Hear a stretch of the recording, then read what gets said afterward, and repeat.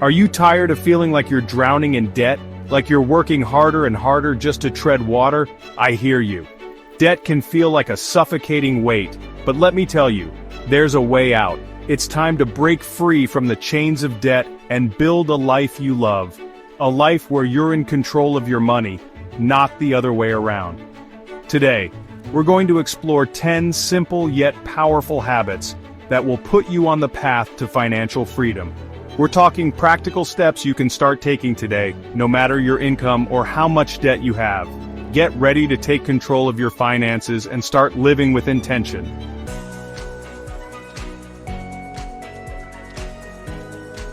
Listen, I've said it before and I'll say it again.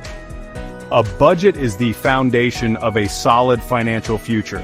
It's not about restricting yourself, it's about being intentional with your money. Think of it as a roadmap that guides you towards your financial goals. You wouldn't drive across the country without a map, would you? So why navigate your finances without a plan? A budget gives you clarity on where your money is going, allowing you to make adjustments and prioritize what's truly important.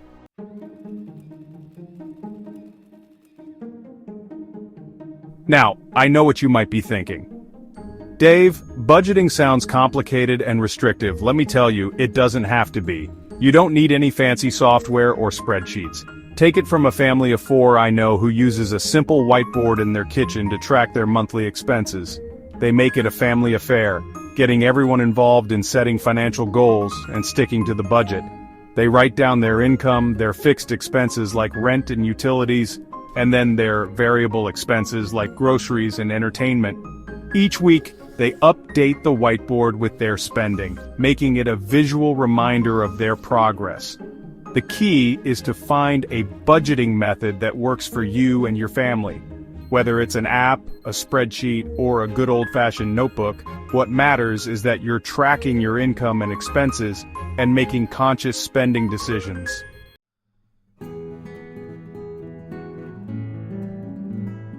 Life throws curveballs, folks. Your car breaks down, the air conditioning goes out, or you face unexpected medical bills. These unexpected events can derail your finances if you're not prepared. That's where an emergency fund comes in. An emergency fund is your financial safety net. It's money set aside specifically for those unexpected expenses that life throws your way, helping you avoid going into debt when the unexpected happens. Let me tell you about John. He started small, putting just $10 a week into a jar labeled emergency fund. It might not sound like much, but it adds up over time. And guess what? A few months later, John's car needed a major repair. Instead of panicking or reaching for his credit card, John was able to dip into his emergency fund and cover the cost without going into debt. That, my friends, is peace of mind.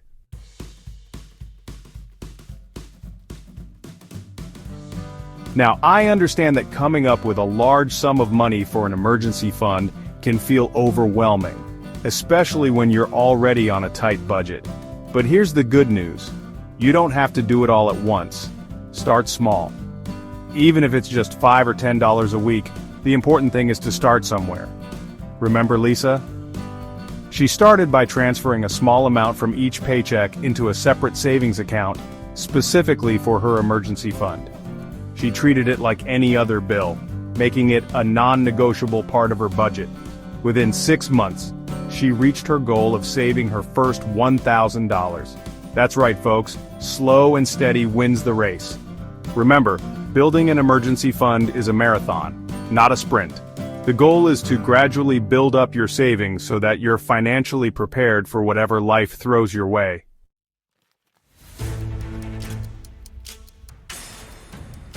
Debt is dumb, but high-interest debt? Dangerous. It's like a runaway train, dragging you further into the hole. You work hard for your money. Don't let credit card companies take it with outrageous interest rates. Imagine owing $5,000 at 20% interest. Making minimum payments means years to pay it off. You'll end up paying thousands in interest alone. That's money for your future, your family, your dreams. But there's good news. You can take control. Identify your highest interest debt, attack it first, attack it with a vengeance. Every dollar towards high interest debt is a dollar less in interest, one step at a time.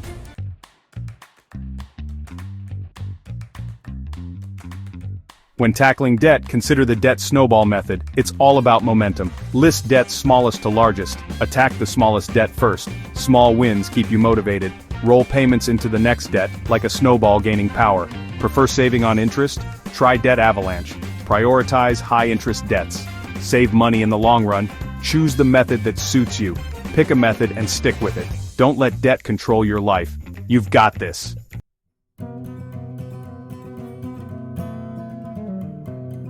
We live in a busy world, folks. Between work, family, and life, things slip our minds. But not bill payments. Late fees drain your money.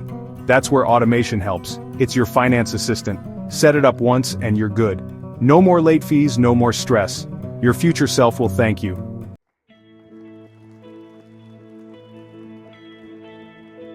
Now, here's where automation gets really exciting. You can use it to pay yourself first. Set up an automatic transfer every payday. Even $20 is a great start. Make it a habit. Think of it as paying your future self. Automation makes it easy.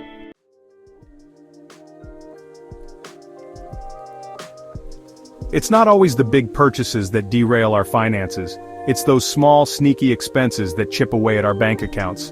I call them budget killers. Daily coffees, subscription boxes, eating out. These add up over time. Be mindful of your spending. Ask yourself, do I really need this? Save for your future.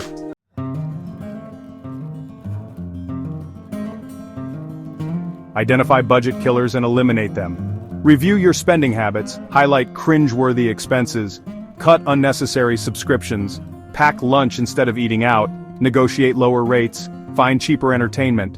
Small changes make a big difference. Free up money for your goals.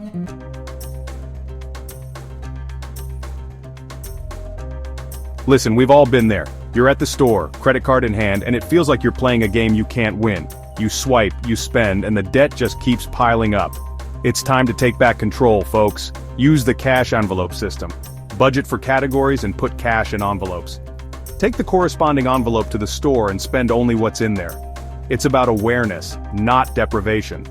Break bad habits and take control of your money.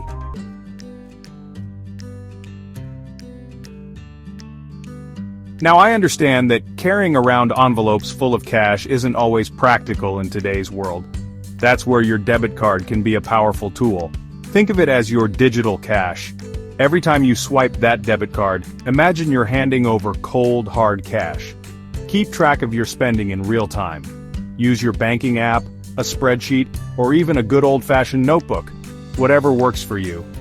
The beauty of a debit card is that it keeps you accountable. You're spending money you actually have, not borrowing against your future. No more waking up to credit card bills that make your stomach churn. Remember, using a debit card responsibly is all about mindset.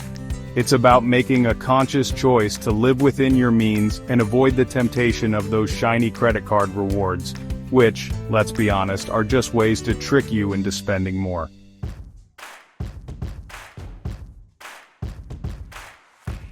Let me tell you something, folks. Companies expect you to negotiate. They build it into their pricing models. They know that most people are too afraid to ask for a better deal, but not you. You're not afraid to pick up the phone and fight for your money. Start with your regular bills. Internet, cable, phone, even your insurance premiums. Call them up and politely, but firmly, let them know you're looking for a better rate. Be persistent. The squeaky wheel gets the grease. You'll be surprised how often this works. Even a small discount on each bill can add up to big savings over a year. And that's money that goes straight to your debt snowball, your emergency fund, or your future. Remember, you have the power to negotiate. You work hard for your money, so don't be afraid to make sure you're getting the best possible value for every dollar.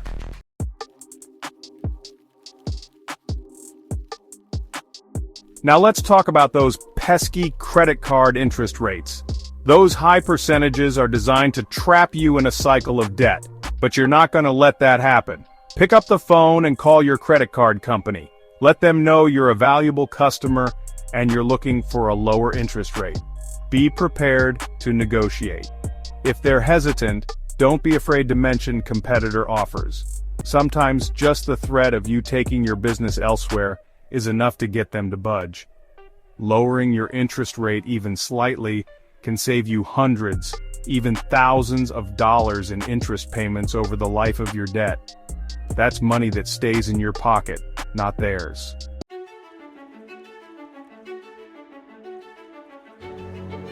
We're going to tackle these debts head-on, folks, and sometimes that means finding creative ways to bring in extra cash. Don't worry, I'm not talking about some get-rich-quick scheme. This is about tapping into your skills and passions to create new income streams. Do you love to bake, sell your delicious treats at local farmers markets, or take custom orders? Are you a whiz with a sewing machine? Turn your hobby into a side hustle by offering alterations or creating one-of-a-kind pieces to sell online. The gig economy is booming. There are endless opportunities to earn extra income, from driving for a ride-sharing service to walking dogs to freelance writing or virtual assisting. Remember, every extra dollar you earn is another dollar you can throw at your debt or invest in your future. It's about taking control, getting creative, and hustling your way to financial freedom.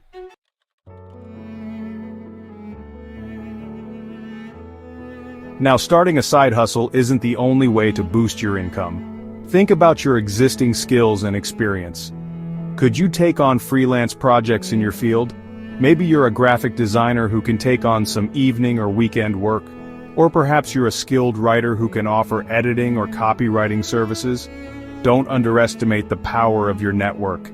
Let your friends, family, and former colleagues know you're open to taking on additional projects. Word of mouth is powerful, and you never know who might be looking for your specific skills. Remember, even a few extra hours a week can make a significant difference in your financial journey. It's about being resourceful, leveraging your talents, and accelerating your path to financial freedom.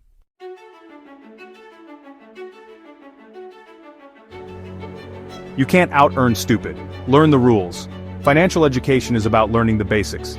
Think of it like learning to drive. You learn, practice, and improve. Same goes for your money. Use available resources, podcasts, books, online courses. Find what works for you. Knowledge is power.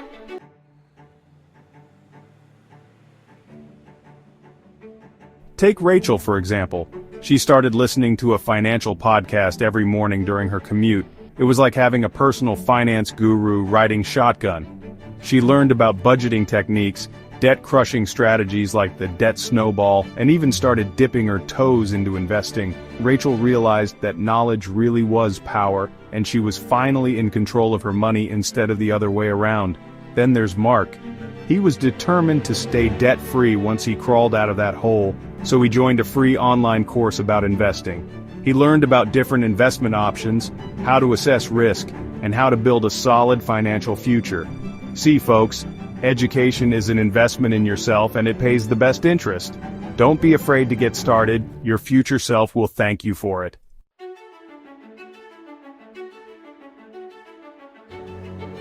You know that feeling when you're working towards a goal and you finally achieve it? That feeling of accomplishment, that sense of pride? That's what we're going for here, folks. But it's easy to lose sight of the finish line when you're slogging through debt repayment or trying to build up your savings. Life gets busy, distractions pop up, and suddenly you're back to your old habits. That's why you gotta keep your eyes on the prize. One way to stay motivated is to regularly review your financial goals. Write them down, make a vision board, whatever works for you. The key is to keep those goals front and center in your mind. Remember why you started this journey in the first place. Was it to become debt-free, buy a house, retire early, whatever it is, let that be your driving force.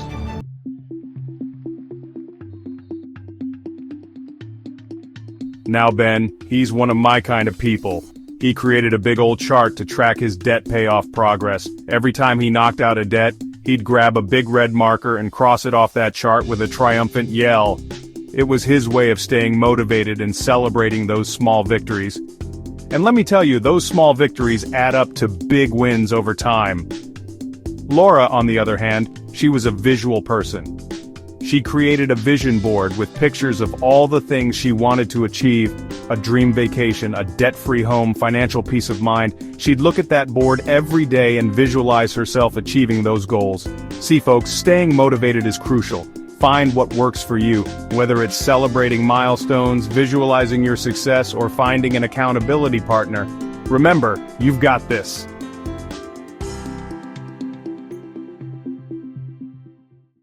Look at this group. Now that's what I call a party worth having.